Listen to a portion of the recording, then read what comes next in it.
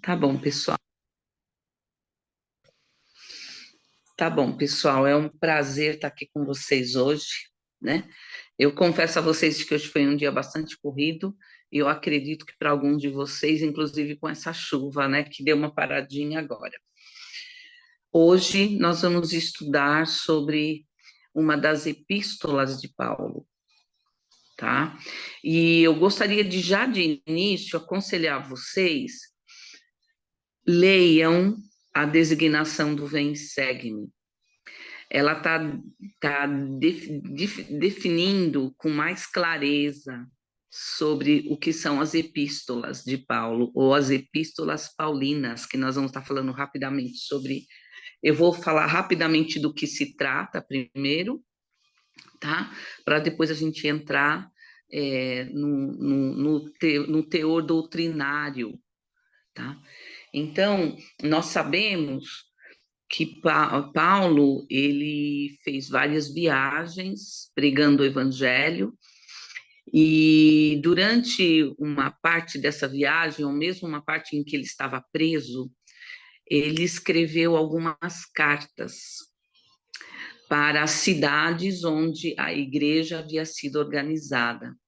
Por essa razão, que nós, por exemplo, para os romanos, né? Então, era um povo da igreja, onde haviam judeus e romanos, e gentios, né? Entre eles, romanos, tá? A mesma coisa, se vocês abrirem outras epístolas, outras cartas, então ele fez assim, por exemplo, a Coríntios, quem vivia em Coríntios, tá? Então, aos santos de Coríntios, tá?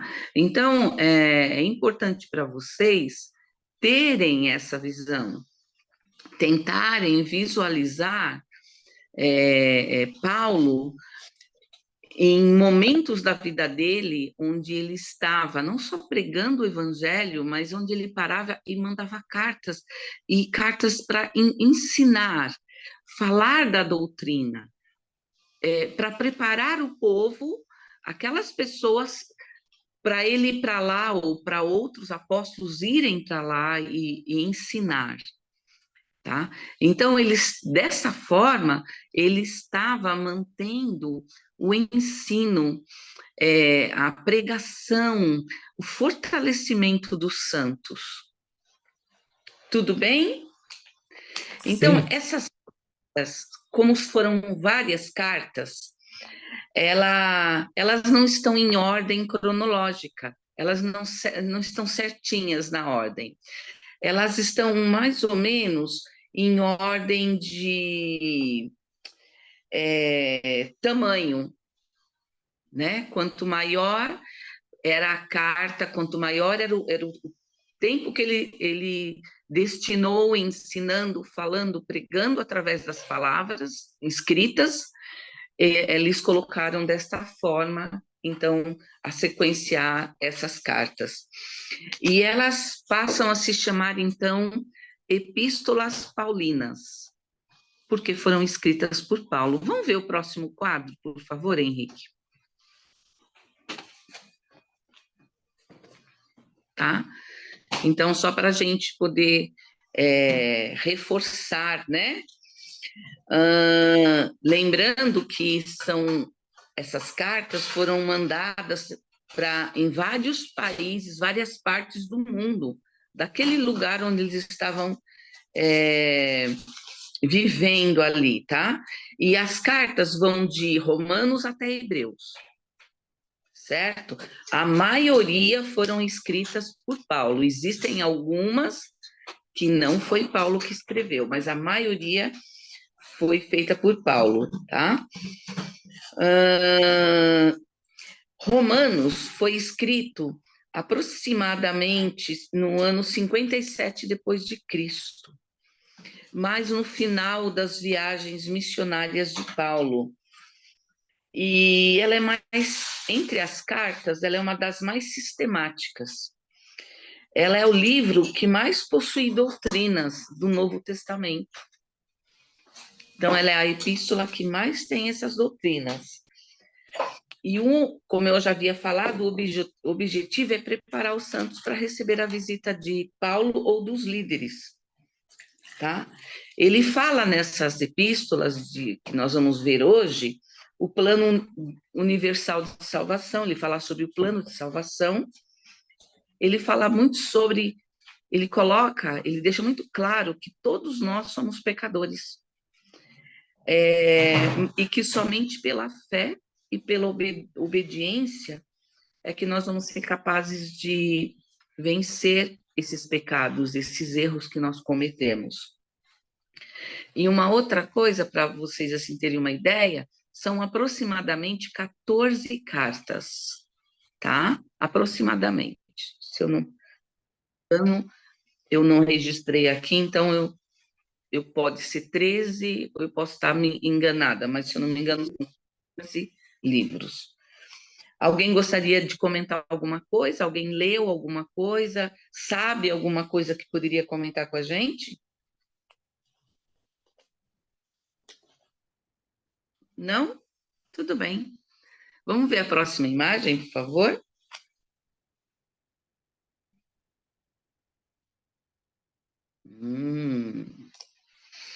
O presidente Ezra Taft Benson, ele comenta alguma coisa sobre o evangelho para nós aqui. Vamos ver, quem pode ler para nós?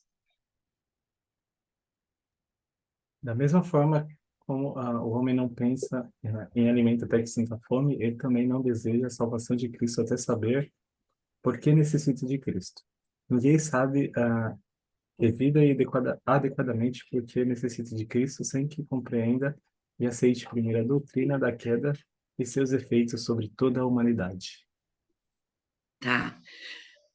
Vamos ver a próxima imagem, acho que é do navio. Joia, obrigada. Vamos supor que nós 7, né? Eu estou com um númerozinho 7 de participante aqui, vamos fazer um cruzeiro. O que nós colocaríamos como prioridade para levarmos nesse cruzeiro? O que seria prioritário para nós levarmos nesse cruzeiro?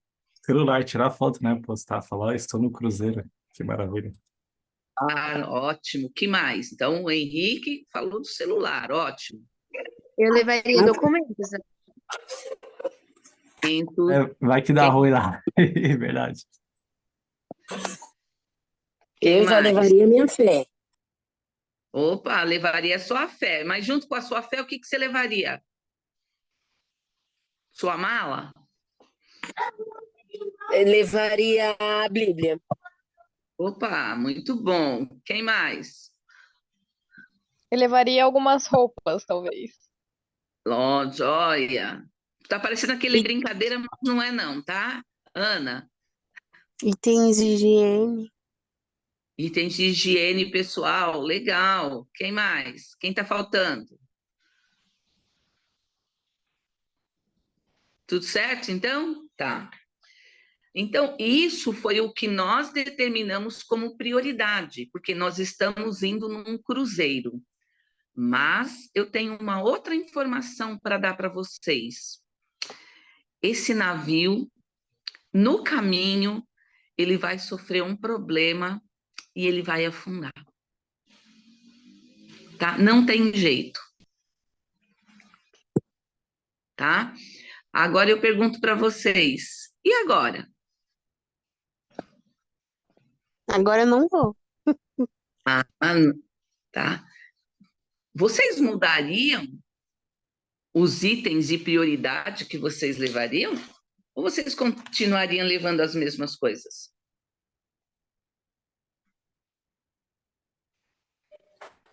Eu continuaria levando as mesmas coisas. Eu acho que eu faria igual a Ana. Eu não iria mais. Nós não temos essa opção, tá? De não ir. Nós precisamos estar nesse navio. Aliás, nós já estamos no navio. Vocês vão entender. E agora? Nesse caso, eu acho que eu levaria coisas para que eu pudesse me para quando ele afundasse, eu poderia me salvar, me apoiar. Eu levaria, talvez, Eu boto salva-vidas, algo Um para colchão me inflável para proteger. ficar boiando no oceano? Sim, é colchão uma boa ideia. um bote salva-vidas, colete salva-vidas. Sim, Mudou a prioridade. A nossa prioridade mudou. Sim, totalmente. Aquilo que era prioridade antes deixou de ser tão importante. É importante ainda o celular, é importante ainda as escrituras, os documentos, as nossas roupas, mas mudou a prioridade. Nós vamos ter um problema com esse navio no caminho, nós não temos como fugir dessa viagem e nós vamos precisar levar, então, um bote salva-vidas. Tá? Isso lembra também a viagem de Paulo, né? Porque ele foi alertado pelo Espírito que eles teriam muitos problemas nessa viagem.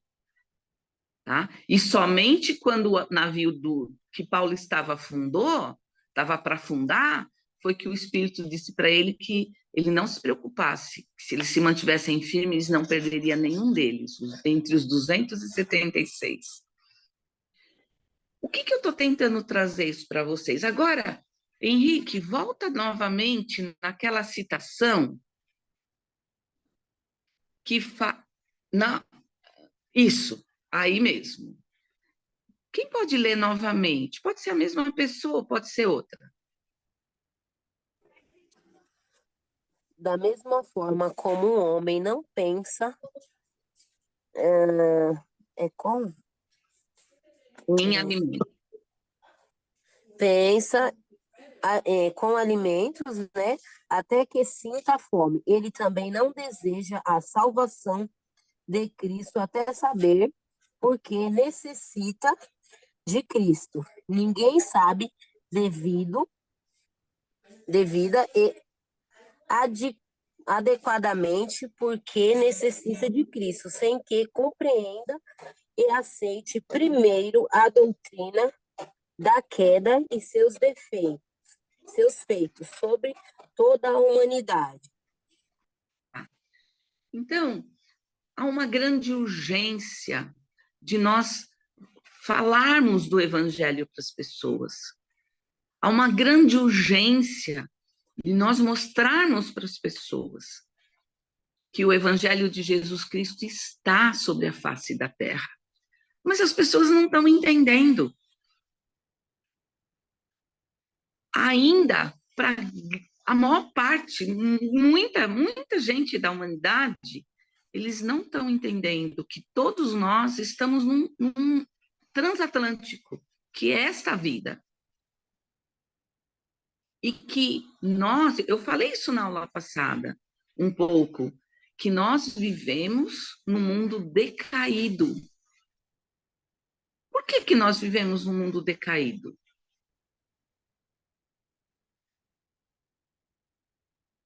Será muito pecado? Eu acho que é isso. Está tendo mais coisa má do que ruim, então por isso que o mundo está decaindo. Exatamente. Valores invertidos também, né? Muito bom. Tem muita maldade, muitos valores invertidos. O inimigo está livremente pregando o mal. Ele está solto sobre a terra. Ele, todos os seus súditos, todos os seus servos. E ele está fazendo mais servos entre muitos da humanidade. Infelizmente. Tá? Vamos ver a próxima imagem. Ah, tá. É um vídeo, ele é um pouco longo. Se der tempo, a gente vai assistir, tá bom? Próximo, senão nós vamos mandar para vocês. Tá? Nós temos aqui, bem simples, o plano de salvação. Todo mundo, acho que tem alguém aqui da turma que não sabe o significado de qualquer um desses passos? Eu acho que todos nós, olhando aqui, nós sabemos o que foi e o que é a vida pré-mortal, que nós nascemos nessa terra, que nós tivemos a oportunidade de ganhar um corpo, que isso faz parte de um plano. também faz parte do plano que esta vida, que é o transatlântico, seja um período de provas, de dificuldades para nós superarmos, depois o mundo espiritual, a morte, o mundo espiritual, e depois seria o final, né? Ressurreição, julgamento e os reinos. Mas se atendo mais à primeira parte, tá? Se atendo mais à primeira parte, nós estamos num mundo decaído, cheio de maldade, cheio de... Tá? E a maioria das pessoas não conhece Jesus Cristo. Vocês estão ouvindo a chuva? Quem já veio aqui em casa, eu tenho uma área onde desce minhas escadas para a lavanderia. E ali as telhas são transparentes, por isso que estamos ouvindo com tanta força. Tá? Se essas pessoas conhecessem o estado decaído em que nós vivemos um mundo cheio de pecados, cheio de erros, talvez, será que essas pessoas teriam o desejo de conhecer Jesus Cristo? Será que essas pessoas teriam o desejo de colocar um salva-vidas sobre ela? De buscar dentro do Evangelho as forças para vencer todo o naufrágio que esta vida traz, todo o mal, tudo que tem de escuridão, que é trazido pelo próprio homem, de alguma forma. Será que se nossa visão de que Jesus é o Cristo e do que ele fez por nós, de que nós realmente vivemos nesse mundo decaído, se nós pudéssemos, nossos olhos se abrissem, será que nós mudaríamos de atitude?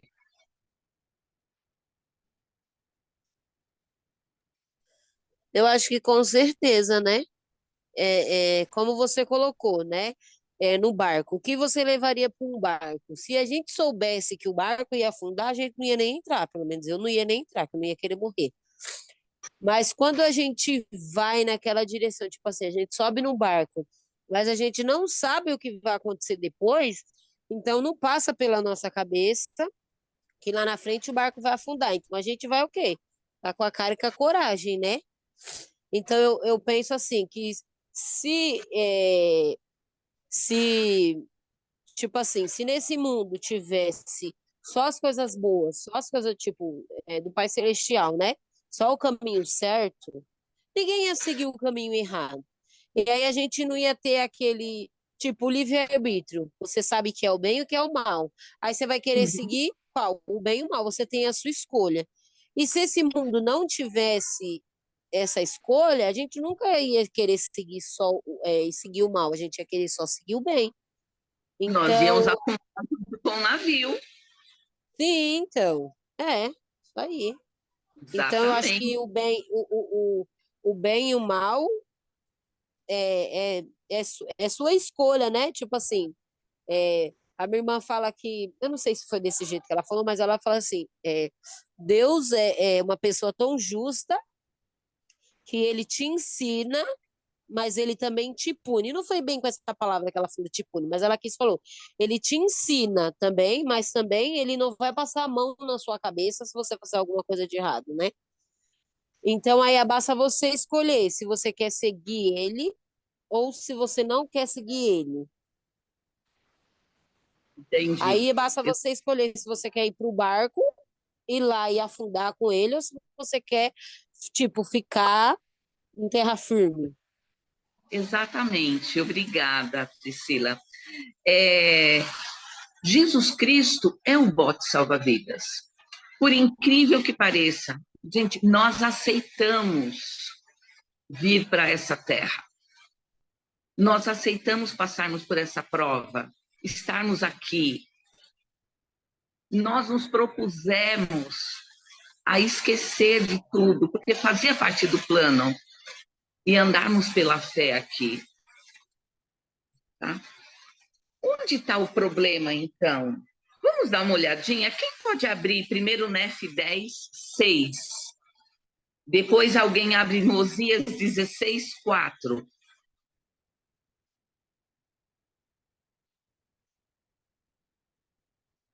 Henrique, põe na próxima imagem, por favor. Tá, não é essa ainda não. Pode voltar.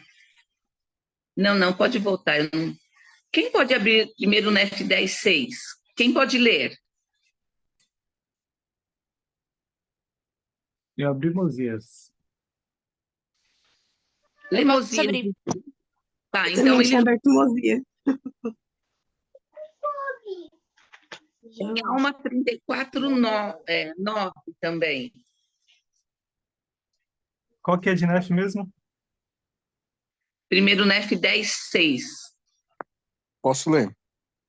Por favor.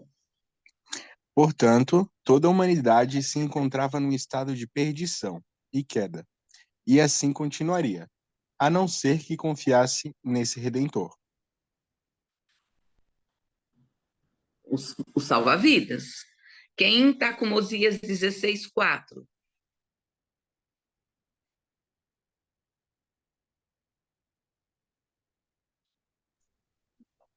O Henrique, né, Henrique? Ah, mas mais alguém tinha aberto aí, deixa eu pensar, mas estou aqui aberto. Então diz Tinha assim, sido eu, mas eu leio alma. E aí? tá, E aí? beleza. Então diz assim, assim toda a humanidade estava perdida, e eis que estava para sempre perdida, se Deus não houvesse redimido o seu povo do estado de perdição e queda. E Alma 34, 9. Vamos ver. Pois é necessário que haja uma expiação, porque, de acordo com o grande plano de Deus, do Deus eterno, deverá haver uma expiação. Do contrário, toda a humanidade inevitavelmente perecerá. Sim, todos são obstinados. Sim, todos estão decaídos e perdidos, e hão de perecer, a não ser que seja pela expiação que deve haver. Obrigada.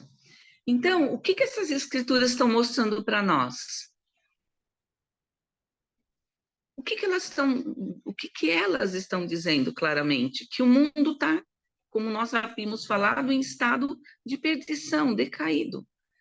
A outra escritura diz que era necessário um redentor, um salvador, para nos redimir da queda, para nos redimir do naufrágio, para nos tirar do naufrágio, para nos ajudar a sair da prisão, tá? E essa pessoa é Jesus Cristo.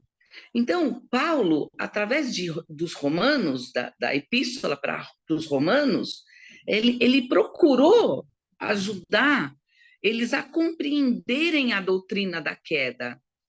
Ele procurou, da melhor forma que ele podia, sob inspiração, dele ensinar para eles, através das cartas, que eles precisavam se apegar a Jesus Cristo, que eles precisavam ter fé. Tá? E outra coisa também, eles viviam a lei de Moisés. E quando Jesus Cristo cumpriu liberalmente, porque ele quis tudo que foi requisitado pela lei de Moisés, ele pagou o preço. Essa lei foi vencida. E aí não precisavam mais viver a lei de Moisés. Agora era a lei do amor, a lei deixada pelo Salvador Jesus Cristo. E eles não estavam compreendendo isso ainda. Então, um dos grandes problemas que eles estavam tendo é que eles estavam trazendo as práticas antigas para a nova, para a igreja de Jesus Cristo. E isso também tinha que parar, porque estava errado. Isso não era correto. Vamos ver a próxima imagem? Quem pode ler? Só a pergunta primeiro.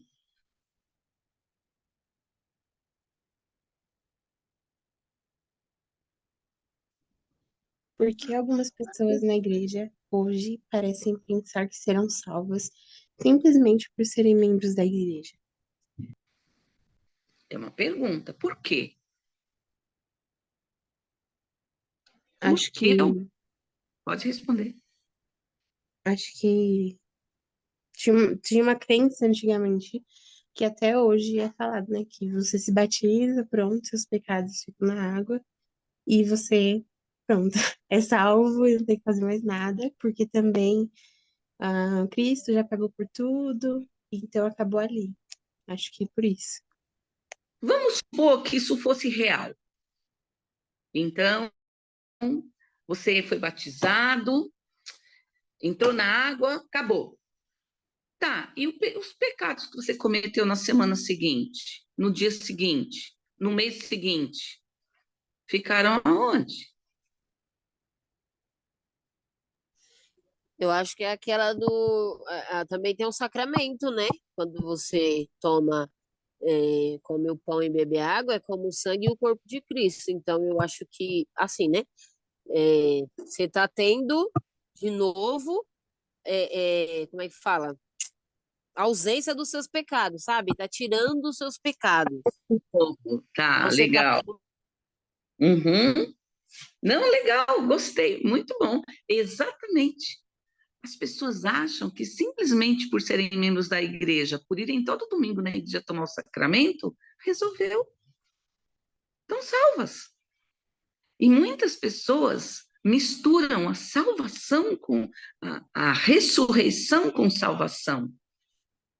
Todos nós vamos ressuscitar, é um direito. Jesus Cristo venceu a morte e nos deu de presente. Se não, nós ficaríamos presos no mundo espiritual, à mercê daquele que foi expulso dos céus, aquele que nunca poderá ter um corpo. Nós estaríamos à mercê dele, porque nós morreríamos, nosso corpo iria se desfazer na terra e nosso espírito ficaria lá, eternamente.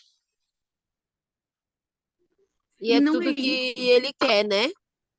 Porque Exatamente, o nosso porque corpo fica. Então, Deus quer o quê? Deus quer a nossa alma. Quando as pessoas falam, Deus quer o nosso coração. Não é o nosso coração, porque o nosso coração também vai ficar aqui. Deus quer a nossa alma, né? Então, é isso que ele quer. Não tem para que o corpo se ele também já vai ter nossa alma. exatamente. O inimigo, ele tem poder sobre o espírito, teria poder sobre nós se ficássemos só espírito, mas nós vamos ressuscitar. Por nós ressuscitarmos, nós vamos ter que responder pelos nossos pecados. Lê para a gente o Mateus 7, 21.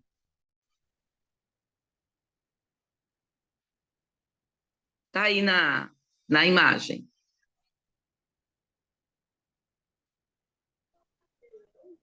Nem Nem todo o que Pode ler que tem outra escritura na próxima imagem. Nem todo o que me diz, Senhor, Senhor, entrará no reino dos céus, mas aquele que faz a vontade de meu Pai que estará nos céus. Está deixando claro. Não está dizendo, entrará no reino dos céus todo aquele que só se batizar. Não é isso, ele não está dizendo isso. Ele está dizendo aquele que faz a vontade de meu Pai. E aonde que nós vamos conhecer a vontade do Pai Celestial? Através da onde? Do quê? Cumprindo seus mandamentos, Através frequentando a igreja.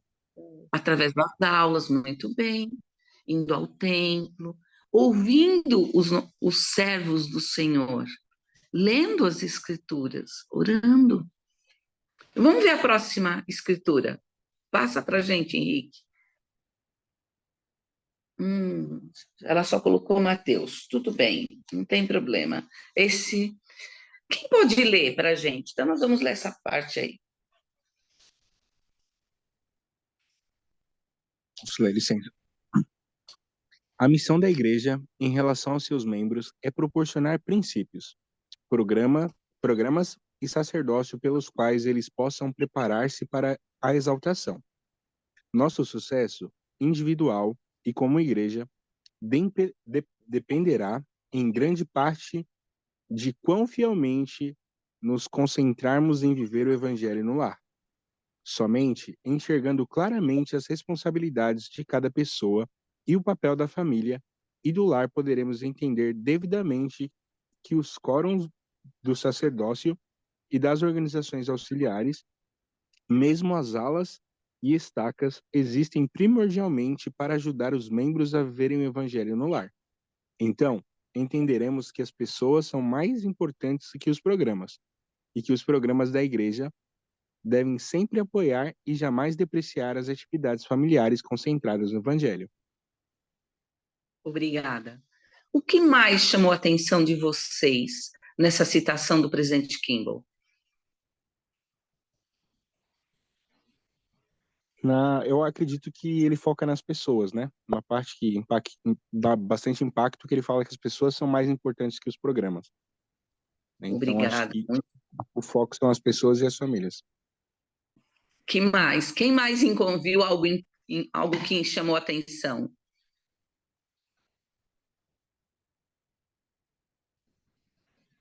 Olha, Ele fala da importância de vivermos o evangelho no nosso lar, do nosso lar ser edificado sobre o evangelho, né?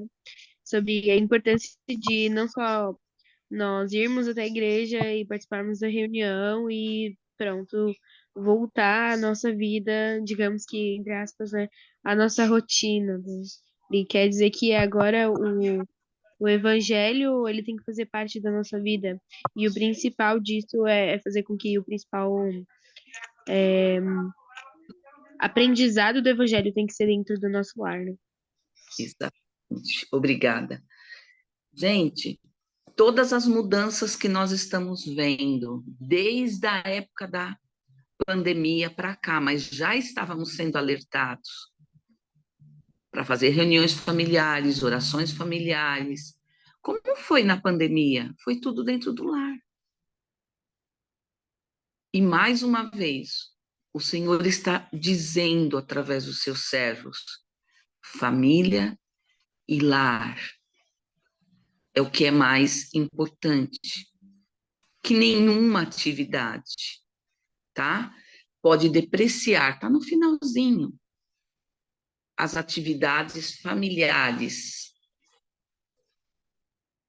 elas têm que vir primeiro.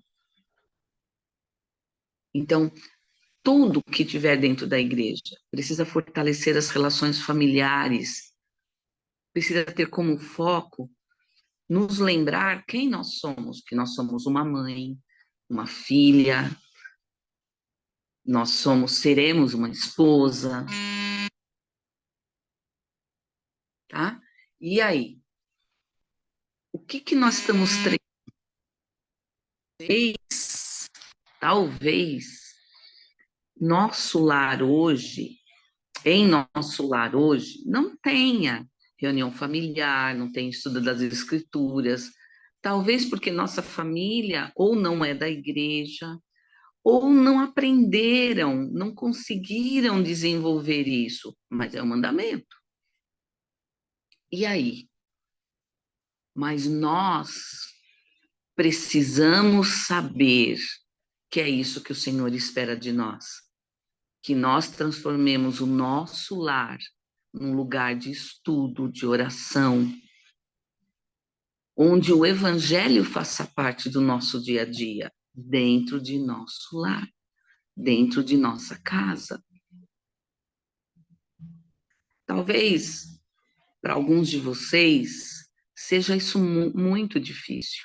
Talvez, eu não sei, eu não sei ao certo quem está, todos os que estão na sala hoje, se todos são casados, têm filhos, mas se não tem, e se a família é da igreja, pode dar uma avaliada. E também pode avaliar se a pessoa que vocês estão namorando, ou que vocês querem namorar, ou com quem vocês pretendem se casar, se eles vão propiciar isso para vocês. Se eles já sendo membro é difícil, se não for membro, vai ser mais fácil? Ele vai querer se ajoelhar ao pé da minha cama e orar comigo? Ele vai querer fazer reuniões familiares? É um mandamento. O que eu estou disposto ou disposta a fazer? Portadores do sacerdócio aí, vocês presidem. Vocês vão procurar jovens que vocês vão falar assim, vamos fazer reunião familiar? Ela vai ser, claro, já vou preparar alguma coisa gostosa para nós, tal. Sabe? É isso que vocês desejam. E vocês, garotas, é a mesma coisa. Que o futuro marido de vocês tenha isso como base para vocês, para seus filhos. Então, se vocês puderem, depois, entram na aula, leiam novamente e pensem sobre isso. E direcionem a vida de vocês. Ainda dá tempo. Eu aprendi algo lendo as escrituras. Porque uma vez uma jovem numa aula fez uma pergunta, e uma amiga também. Por que que algumas pessoas morrem tão jovens, mais cedo que outras, né? E eu fui pesquisar algumas coisas, e no livro de Mórmon tem uma parte lá que diz, eu não separei isso para dizer para vocês, eu estou com um desejo de falar sobre isso, então eu não tenho a escritura aqui, mas eu vou procurar. Que diz que, bem, esta vida é o tempo de nós nos prepararmos para nos encontrar com Deus. No entanto, enquanto nós estivermos vivos, nós temos a oportunidade de nos arrependermos e mudarmos as coisas. Então, estar vivos é um privilégio. Fazer aniversário, iniciar um novo ano é uma bênção, é um privilégio. Porque nós temos a chance de mudarmos as nossas vidas, de nos arrependermos, de conhecermos melhor o Salvador, de fazermos diferença em nosso lar. Eu vou pesquisar algumas coisas para vocês e vou mandar no grupo para vocês sobre isso, tá? Que nós possamos usar com sabedoria o tempo que nós temos aqui nessa terra. Que nós possamos valorizar esse tempo, para que faça diferença, tá? É o que eu falei, talvez nós não estejamos realizando muitas coisas, mas se nós temos o desejo, sabemos que é um mandamento, vamos ver, vamos tentar resolver isso. Ah, mas Célia, minha família não é da igreja. Eu estou sozinha. Eu fui sozinha muitos anos. Então, o que eu fazia? Eu lia as escrituras quando eu estava em casa na segunda-feira. Ou nos finais de semana eu participava de reuniões familiares com outras famílias. Porque eu era sozinha membro da igreja.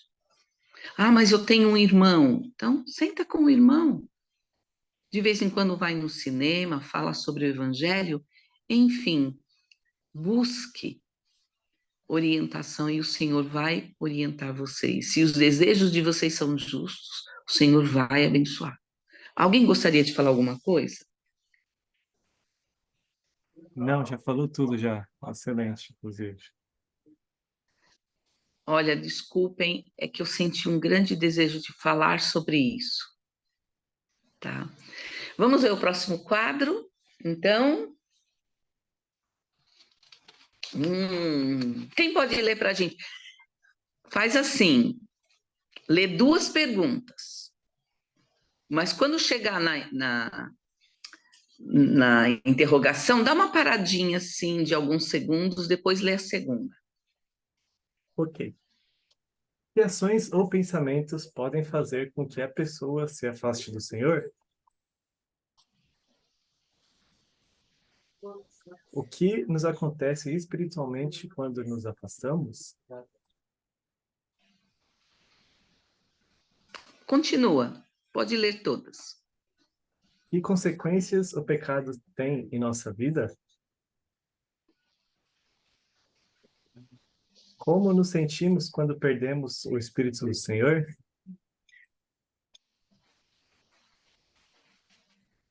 Porque a escuridão é uma boa representação da falta da influência do Espírito? E por que acham que algumas pessoas parecem preferir a escuridão à luz?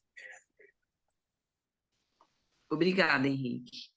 Alguém gostaria de comentar alguma dessas perguntas?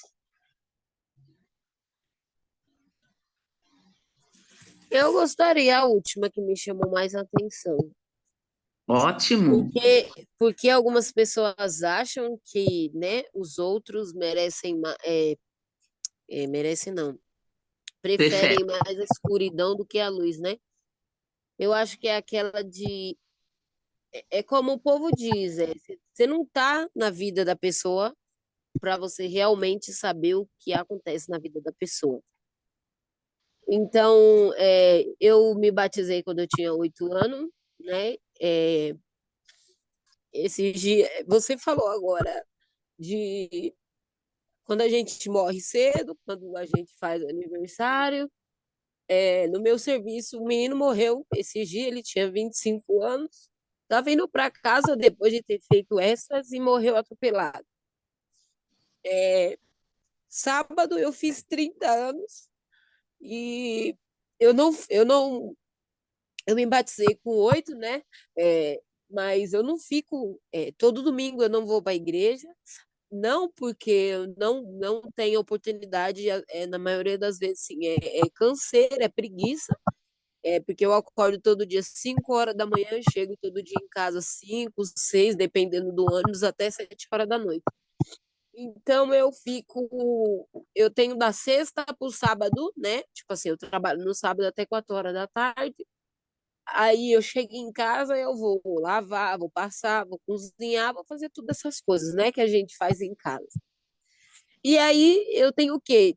Tipo, o sábado para dormir, para dormir do sábado para o domingo, então acordar mais tarde, né? E aí o telefone toca. E eu vou lá e desligo e volto a dormir. Aí, tipo assim, as pessoas podem pensar que é escolher a escuridão, mas não é isso, sabe? Eu sei que eu deixo o meu cansaço falar mais alto do que, vamos dizer, do que a minha obrigação, que a minha obrigação é eu ir ao encontro do Senhor, porque Ele já fez tanta coisa por mim, o que que é eu acordar em um domingo para ir lá na igreja? Mas não é que eu prefiro a escuridão, né? De um tempo para cá, eu agradeço mais do que reclamo, né? E toda vez que eu vou me deitar na minha cama, eu falo bem alto: "Oh, Deus bom, oh, Deus maravilhoso. Meu Deus é perfeito". E eu falo tanto que as crianças aqui em casa, quando às vezes eu vou me deitar, eu falo: "Oh, Deus bom". Aí eles falam: "Oh, Deus maravilhoso, oh, Deus perfeito". E às vezes não é que você prefere a escuridão, às vezes você deixa o seu cansaço ou alguma coisa na sua vida a falar mais alto, não que seja certo, mas não que eu esteja na escuridão, sabe? Porque eu paro, eu lá no refeitório, o povo fica me olhando porque quando dá hora do almoço, eu paro no meio de todo mundo, eu faço a minha oração para abençoar meu alimento. Na hora de tomar café, eu paro, faço a minha oração para mim tomar café.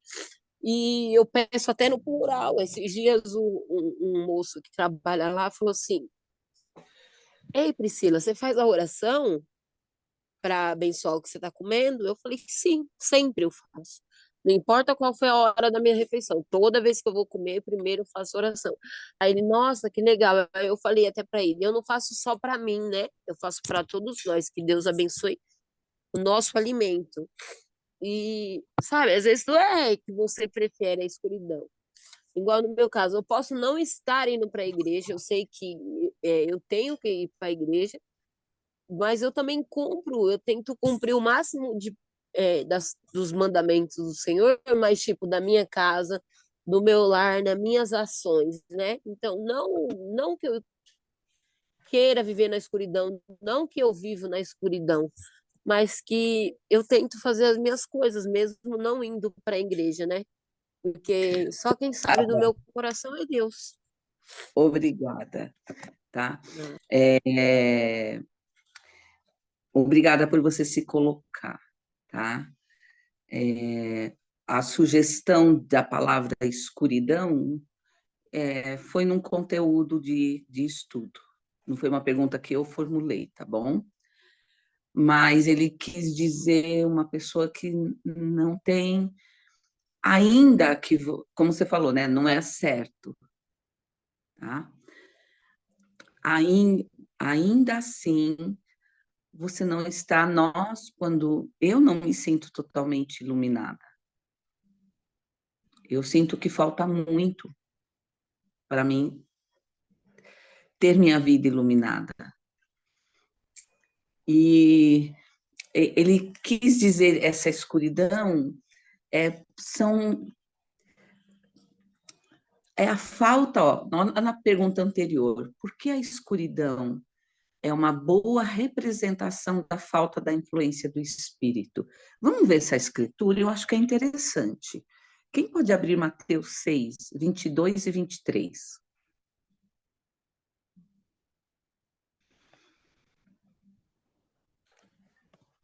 Pode ler? Por favor. A candeia do corpo são os olhos, de sorte que, se os teus olhos forem bons, todo o teu corpo terá luz. Se, porém, os teus olhos forem maus, o teu corpo será tenebroso. Se, portanto, a luz que em ti há são trevas, quão grandes serão as trevas? Então, quando nós estamos próximos do Senhor, realmente o Espírito brilha em nós, brilha muito. Quando nós nos esforçamos a cada dia, oramos a cada dia, nós não vamos brilhar como o Senhor, não nessa terra. Nós temos um longo caminho para percorrer. Mas, quando nós deixamos de fazer as coisas, nós podemos não brilhar tanto, mas nós começamos a perder o brilho do Evangelho. Então, a ideia da escuridão que ele está dando é a falta da influência do Espírito na nossa vida. Por isso que ele diz, né, que a luz do corpo são os olhos. Se, pois, seus olhos forem bons, todo o seu corpo será luminoso. Quando nós estamos, por mais que a gente entenda, a gente sabe que quando nós não estamos próximos do Senhor, na nossa mente passam mais, é mais difícil a gente vencer os maus pensamentos, os maus sentimentos. Tá? É essa a ideia de escuridão. Claro que existem pessoas que estão numa escuridão total, que para elas estender uma arma e atirar em alguém porque não tem o dinheiro que ele quer, não é nada. Olha o tamanho da escuridão espiritual que essa pessoa tem dentro dela.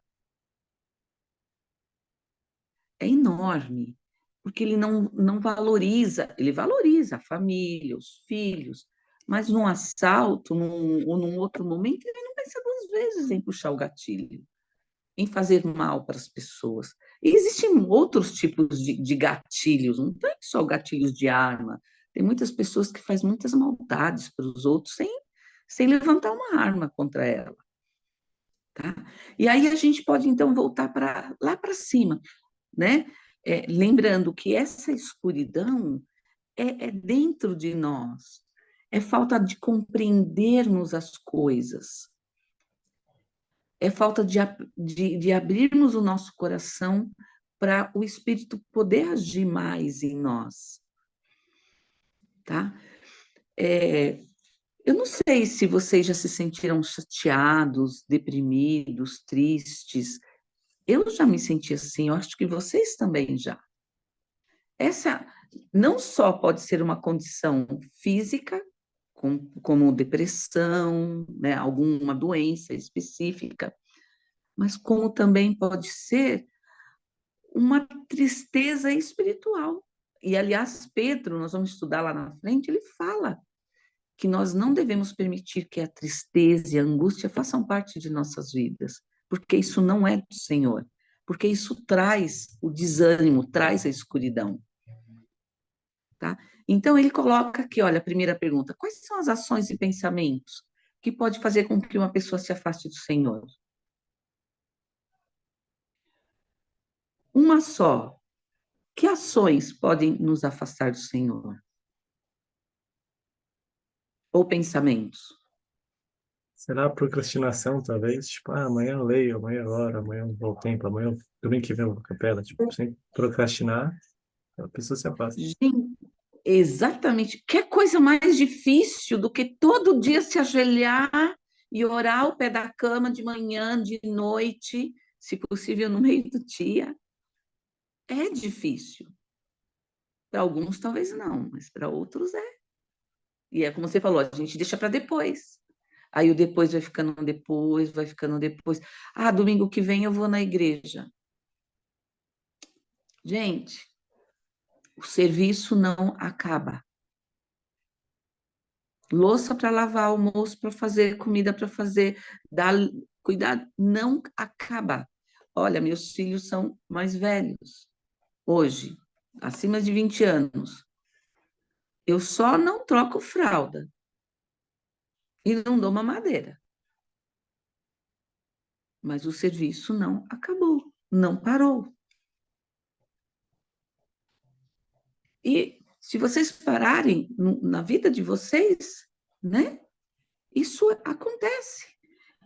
E às vezes nós colocamos isso na frente de estarmos ao lado do Salvador Jesus Cristo. Eu sei, eu já entrei, já saí de casa 5h15 da manhã para entrar 7 horas no meu trabalho em São Paulo. E tinha chamado na igreja, fazia faculdade. Gente, dormir era um privilégio. Eu já vivi isso. Só o Senhor. Eu não sei quais são as dificuldades de cada um de vocês. Eu sei que cada um tem uma dificuldade ou várias. Conversa com o Senhor. Pergunta para Ele. Se tem dúvidas, se isso está afastando vocês deles. Se vocês querem, já sabem que está afastando, pede ajuda. Porque quando a gente não sente o Espírito, como que a gente se sente? Ó, quarta pergunta. Como nós nos sentimos quando nós não temos a companhia do Senhor? Sério, só antes posso comentar uma coisa? Pode. Algumas semanas atrás, no programa Evangelho, a gente estava estudando sobre o sacrifício, né, e sobre como sentir o Espírito. E uma coisa legal, né, que o Henrique falou é da procrastinação, né? O comodismo, ele afasta o Espírito. E o Senhor, ele se deleita no sacrifício. Não que tudo tenha que estar perfeito, né? Mas se a gente se sacrifica ao máximo, nós não vai estar perfeito, mas o Senhor vai nos conceder o Espírito dele. Então a gente vai poder sentir o Espírito. Se a gente está fazendo o nosso máximo, a gente consegue. Não que esteja perfeito, mas se a gente está nos dando, se a gente está se sacrificando, o Senhor, ele reconhece isso. Muito bom. Obrigada, excelente. Exatamente. Olha, não tem. Eu não gosto muito da. Eu até tenho um poema que chama-se Pegadas na Areia, né? Que tem até a história desse poemazinho que a pessoa pergunta, Senhor, né? Por que que nas horas mais tristes só tem as minhas pegadas, né? Só tem 2 pegadas na areia, né? Mais tristes da minha vida. E aí o anjo, o Senhor, responde, né? Porque eu estava te carregando nos braços. É exatamente isso. Como foi falado. quando nós fazemos tudo o que tiver ao nosso alcance, naquele momento em que eu não estou conseguindo mais, o Senhor vai me abençoar. Ele vai me ajudar. Tá? É exatamente isso. Tá? Então, o que nos acontece espiritualmente quando nos afastamos? Nós perdemos a motivação, nós começamos a justificar o que seria isso? É como você falou, né? É, eu sei que todo mundo trabalha, eu sei que todo mundo estuda, eu sei que todo mundo tem dificuldades, mas o que eu estou fazendo para poder estar na igreja, para fazer minhas orações, para ler as escrituras? Eu estou tentando? O que eu estou fazendo? Aí a gente sente que o espírito vai embora. A gente começa a sentir triste, que é a terceira questão, que é o que o pecado faz na nossa vida. Ele faz a gente achar que está tudo bem, está tudo maravilhoso, aí a gente cai na real, né? Como diz, né? E a gente percebe que não é bem assim. A gente começa a não progredir, a sentir tristeza. Então, só o fato de nós estarmos hoje assistindo a aula do Instituto, apesar da chuva, das dificuldades, nós estamos demonstrando para o Senhor que nós estamos tentando, tá? Que nós estamos nos esforçando. É isso que Ele quer, que a gente comece. Talvez não seja o suficiente, talvez vai precisar de mais sacrifícios, mas é um começo. Alguém quer fazer mais algum comentário? Seguinte, inclusive quando a gente estava falando sobre isso, eu lembrei de uma escritura que está em Mateus 6:25, ah, que diz assim, por isso vos digo, não andeis cuidadosos quanto à vossa vida, pelo que haveis de comer ou pelo que haveis de beber, nem quanto ao vosso corpo, pelo que haveis de vestir. Não é a vida mais do que o mantimento e o corpo mais do que o vestuário? Aí Cristo segue falando. Olhar para as aves do céu, que nem semeiam, nem ceifam, nem ajuntam em celeiros, e vosso Pai Celestial as alimenta. Não tem de vós muito mais valor do que elas? Aí segue, deixa eu ver aqui. Não, vou resumindo aqui quando ele fala que devemos buscar primeiro o reino de Deus e as coisas, buscar o reino de Deus e toda a sua justiça, e todas essas coisas vos serão acrescentadas. Então a gente pensa assim, nossa, mas não posso assistir a aula do Instituto hoje porque eu tenho que fazer lição da faculdade, ou porque eu tenho que fazer aquilo e aquilo. Mas, por experiência própria, eu aprendi que quando a gente coloca as coisas do Senhor no primeiro lugar, as outras coisas vão sendo acrescentadas, sabe? A gente vai encontrando tempo, a gente vai encontrando disposição, a gente vai encontrando formas de fazer o que a gente deve fazer quando a gente coloca as coisas do Senhor em primeiro lugar. Então, eu falo isso porque é a experiência que tenho visto muito, porque no começo eu acho que eu perdi muitas bênçãos nessa de deixar as coisas do Senhor por último para poder fazer as outras coisas que tinha que fazer. E aí eu via que a vida não tinha muito sentido, sabe? As coisas estavam acontecendo, entendeu? E aí quando eu comecei a priorizar, as coisas ficaram diferentes, ficaram melhores. Obrigada, Henrique. Muito obrigada, tá? Então, só voltando aqui, escuridão aqui é a ideia de não ter o espírito, tá ok?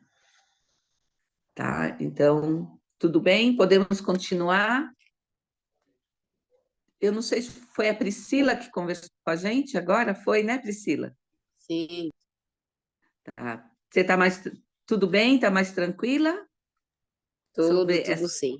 palavra escuridão? É a falta do espírito, tá? Mas, ó, não é só você, todos nós precisamos sermos mais determinados e confiarmos mais no Senhor. Como o Henrique disse, Ele vai nos dar o que precisamos, tá? Um passo de cada vez, nós vamos conseguir. Vamos ver o próximo quadro? Tá. Vamos pular essa. Pode pular, isso. Quem pode ler Mosias? Mosias 2. 36 e 37. Eu posso ler.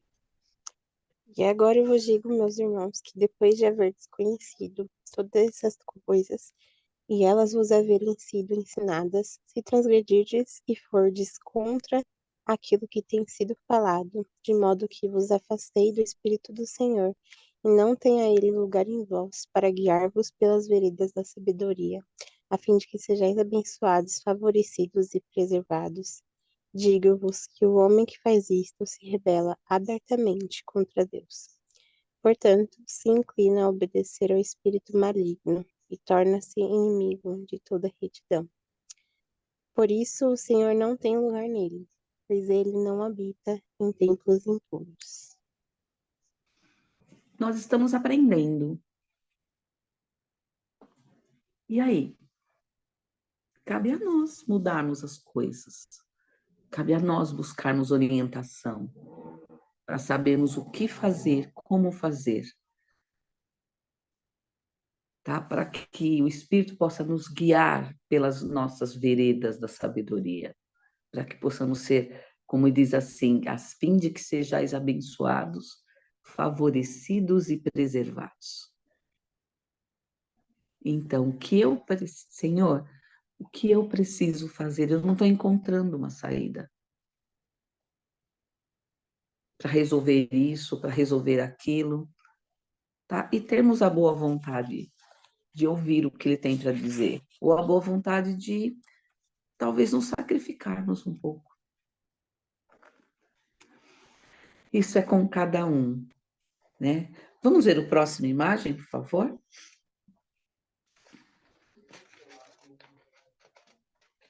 Ah, quem pode ler essa? Doutrina e Convênios 1, 24, 26 e 28.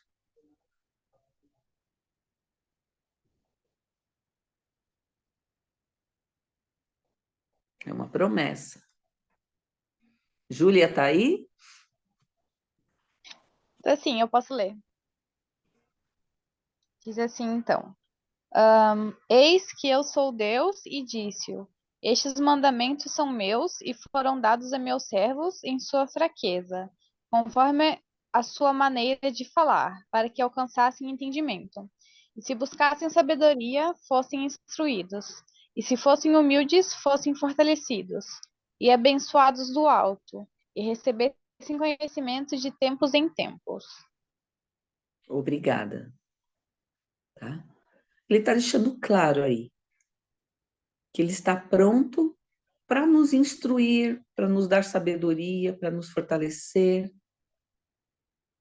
e para nos dar muito mais conhecimento. O que nós precisamos fazer, então?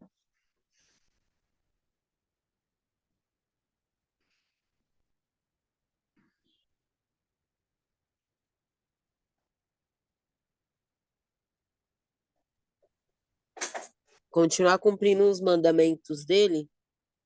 Muito bom, obrigada. Exatamente. Tá?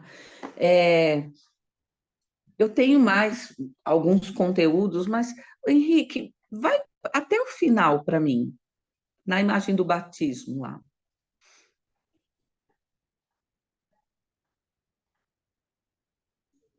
Isso. Tá? Todos nós aqui hoje fomos batizados? Sim. Recebemos o dom do Espírito Santo.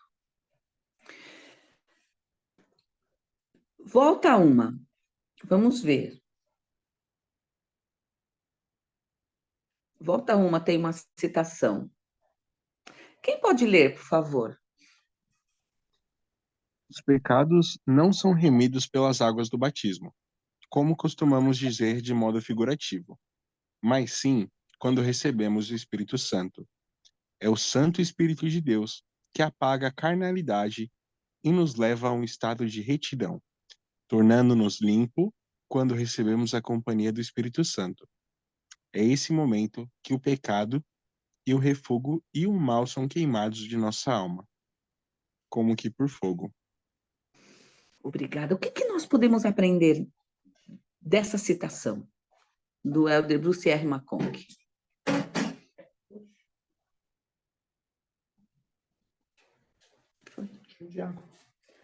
É dali.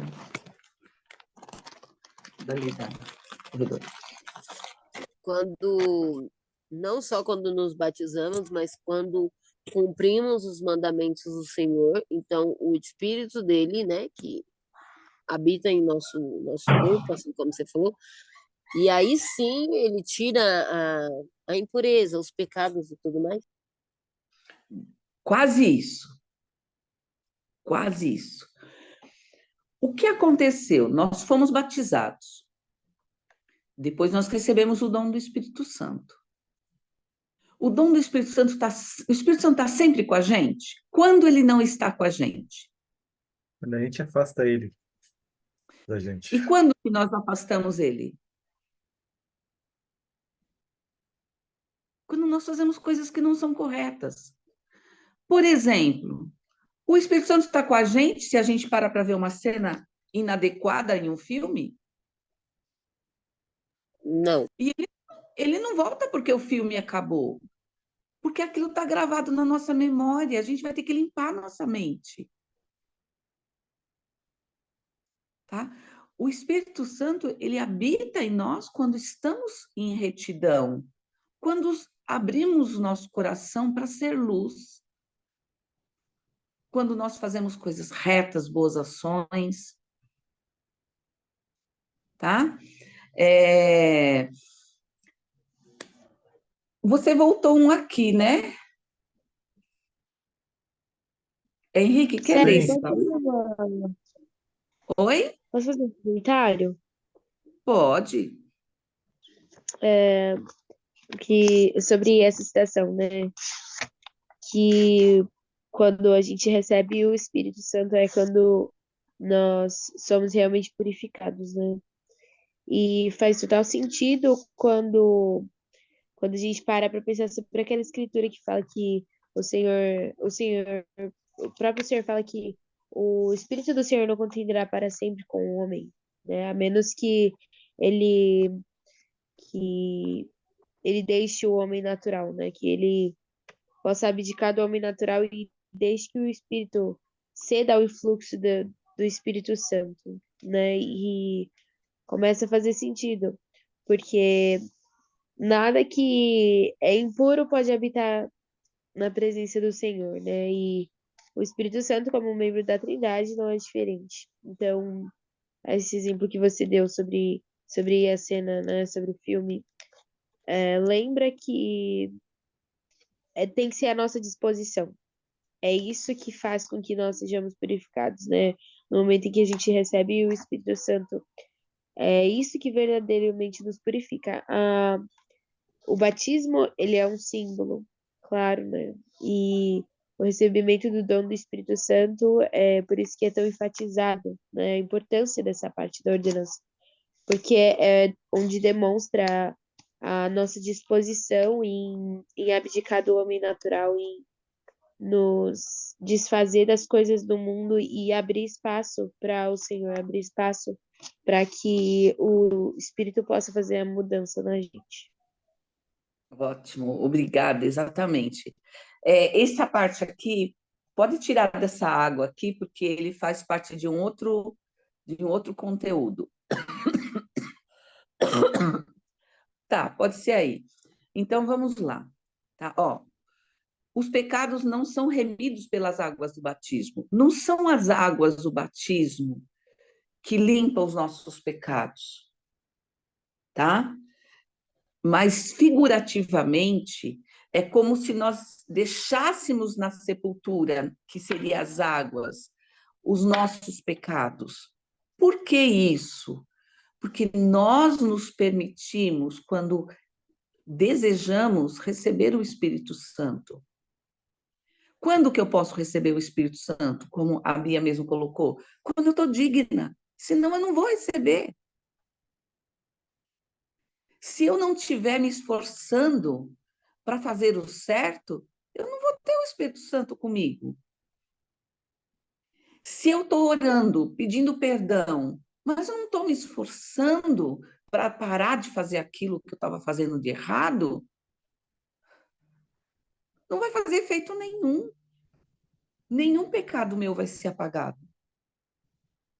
Porque quem vai apagar os meus pecados é o Espírito que eu permito que habita em mim.